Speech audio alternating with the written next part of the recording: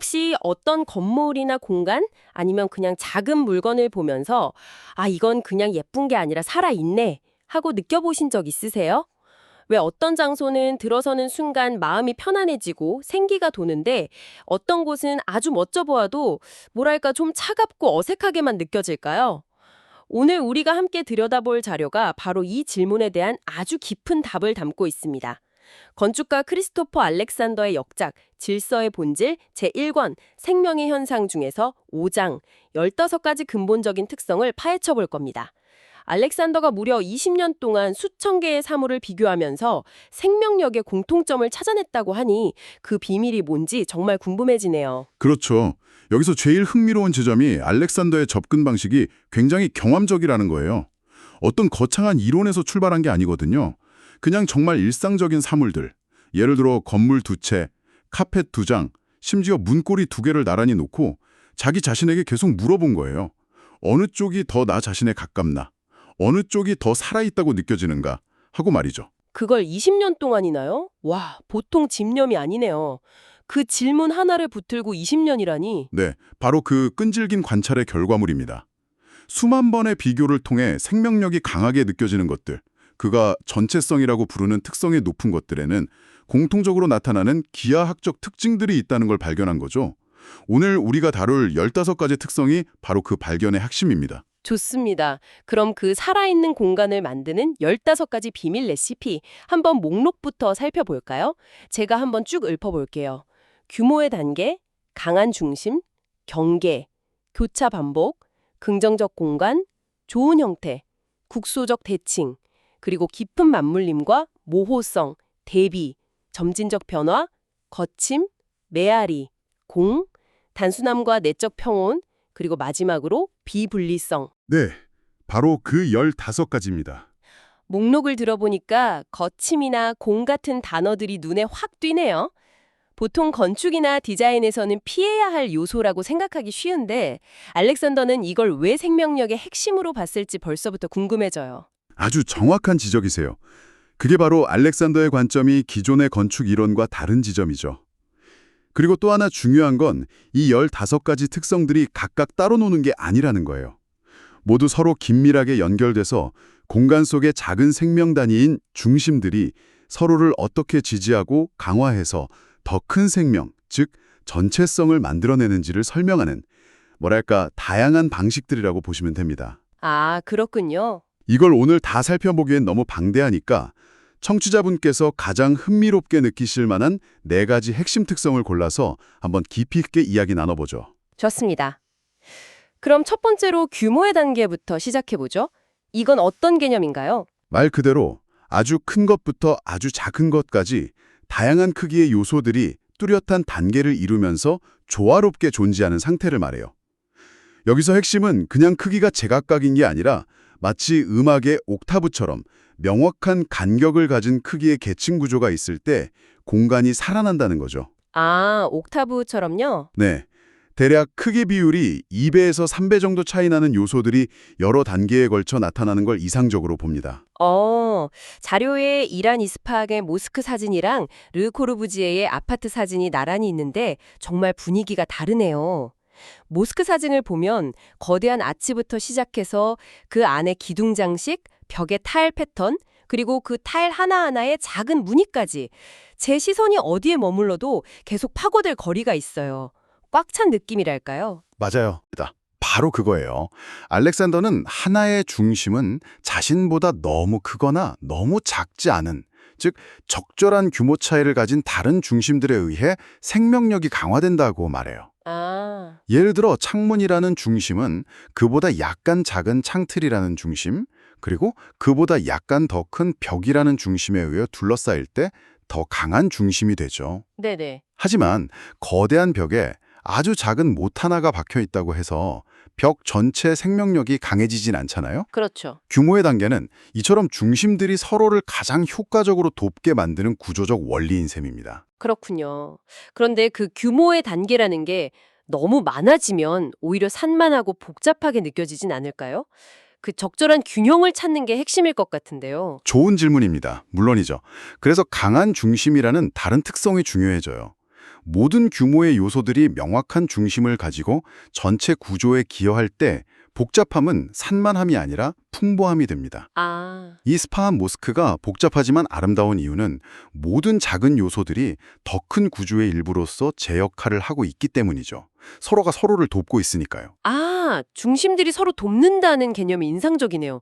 마치 오케스트라의 악기들처럼 각자 다른 소리를 내지만 결국 하나의 하모니를 만드는 것처럼요. 그럼 규모의 단계가 중심들이 서로 다른 크기로 돕는 원리라고 한다면 다음으로 살펴볼 교차 방법은 그 중심들이 서로 관계를 맺는 또 다른 방식이라고 볼 수 있을까요? 그건 기계처럼 똑같은 것을 무의미하게 복사붙여 넣기 하는 진부한 반복과는 근본적으로 달라요.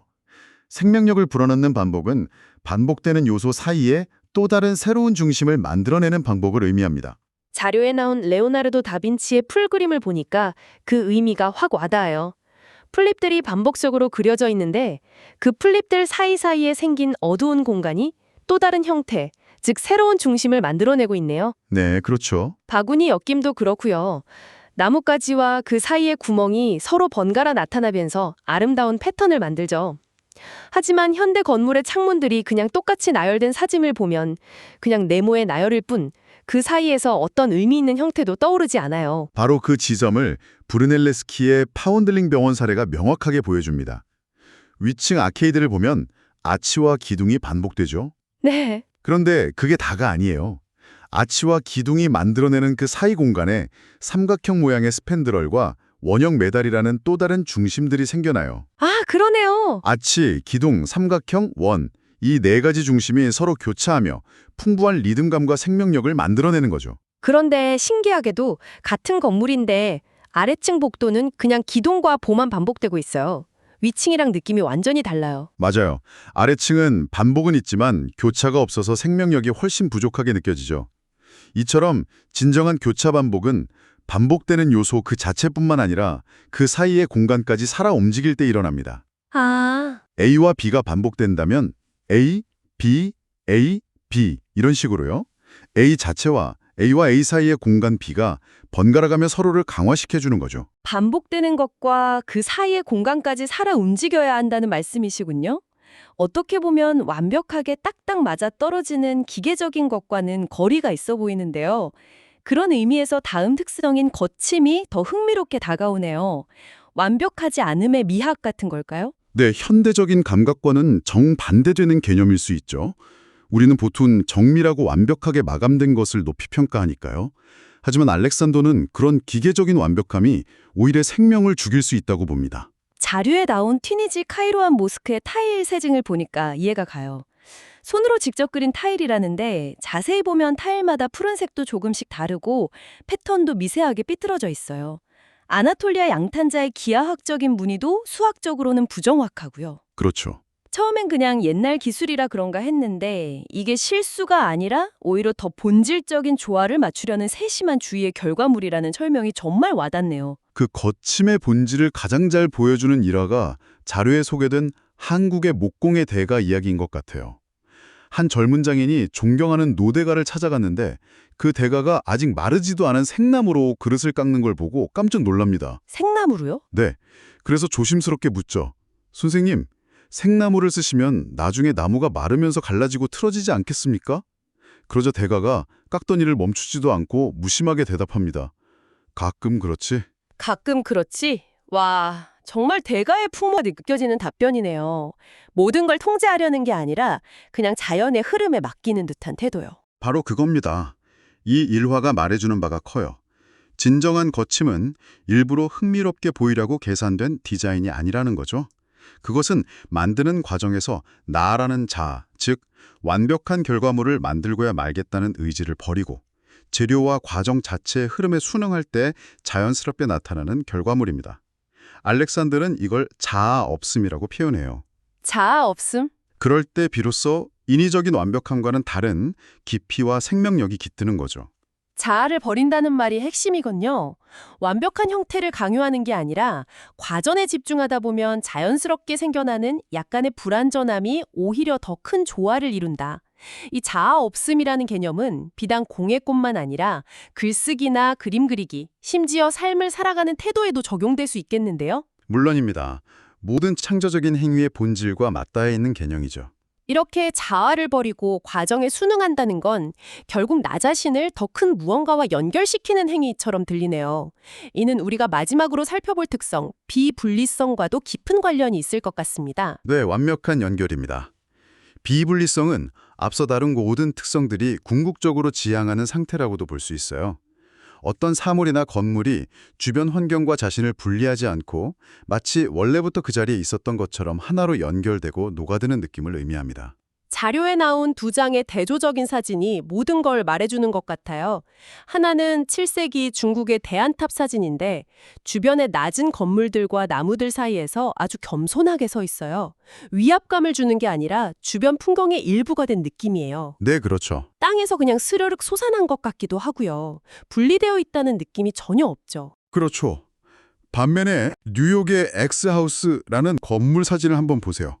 이 건물은 주변의 자연과 완전히 분리된 채 잔디밭 위에 덩그러니 놓여 있어요.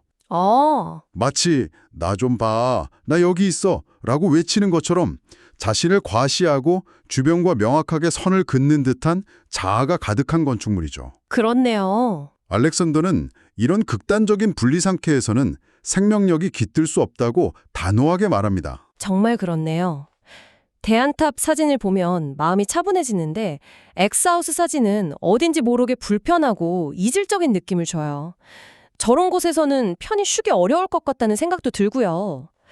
그렇다면 어떤 공간이 비분리성이 높다는 건 그 공간이 우리에게 당신은 이곳에 속해 있습니다 라고 말해주는 것과 같은 걸까요? 아주 좋은 표현입니다. 비분리성은 결국 각 중심이 주변의 다른 중심들과 얼마나 깊이 연결되어 있는가에 관한 것이거든요. 생명력이 있는 것들은 주변 세계와 부드럽게 연결되고 심지어 주변 세계를 자신 안으로 끌어들입니다. 어디서부터가 건물이고 어디까지가 자연인지, 어디서 내 공간이 끝나고 외부가 시작되는지 그 경계가 모호해질 때 우리는 깊은 연결감과 소속감 그리고 편안함을 느끼게 되는 거죠. 오늘 정말 흥미로운 시각을 얻게 된 것 같네요. 한번 정리해보자면 크리스토퍼 알렉산더가 제시한 15가지 특성은 생명력이라는 막연한 느낌을 규모의 단계, 교차 반복, 거침, 비분리성처럼 구체적으로 관찰하고 만들어낼 수 있는 구조적인 형태로 설명해주는 거군요. 이 개념들을 알고 나니 우리 주변의 공간과 사물을 완전히 새로운 눈으로 보게 될 것 같아요. 맞습니다. 결국 중요한 건 겉으로 보이는 스타일이나 형태가 아니라 그 안에 살아 숨쉬는 중심들의 관계망, 그리고 그것들이 함께 만들어내는 전체성의 깊이입니다. 오늘 우리가 살펴본 15가지 특성은 바로 그 전체성의 생명력을 만들고 강화하는 구체적인 도구들이라고 할 수 있습니다. 이제 청취자분들도 주변을 둘러보면 이전과는 다른 것들이 보일 것 같다는 생각이 드네요. 저만 해도 지금 제 앞에 놓인 이 커피잔의 손잡이와 몸체의 비율, 표면의 미세한 질감 같은 것들이 새롭게 느껴지거든요. 바로 그 지점에서 오늘 이야기를 마무리하고 싶습니다. 청취자분께 마지막으로 질문을 하나 드리고 싶네요. 오늘 우리가 함께 나눈 이야기들을 떠올리면서 지금 계신 공간을 한번 천천히 둘러보시겠어요? 당신의 책상 위, 당신의 앉아있는 방, 혹은 창밖으로 보이는 풍경 속에서 오늘 이야기 나눈 특성들 중 어떤 것들을 발견할 수 있나요? 그리고 가장 중요하게는 당신에게 가장 살아있다고 느껴지는 것은 무엇인가요? 아마 이제는 그 이유를, 그 느낌의 근원을 조금 더 명확하게 설명할 수 있을지도 모릅니다. 그것이 왜 당신의 마음에 그토록 깊은 편안함과 생기를 주는지 말이죠.